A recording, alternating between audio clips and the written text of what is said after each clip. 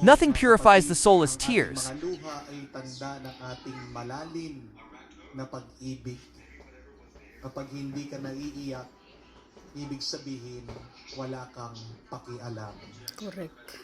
Hopefully, may our pain changes us for the better. Yes, Ang Lord. tanong, ano ang gagawin mo pagkatapos mong malungkot at umiyak?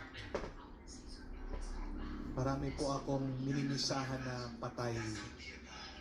Madalas yan ang pinapaalala ko sa kanilang mga pamilya na mga yumao.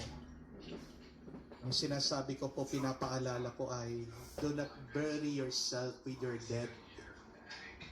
Hindi dahil namatay ang iyong minamahal, dapat patay ka na rin. Pero kung ano yung mabuting na umpisa nila, ituloy niyo.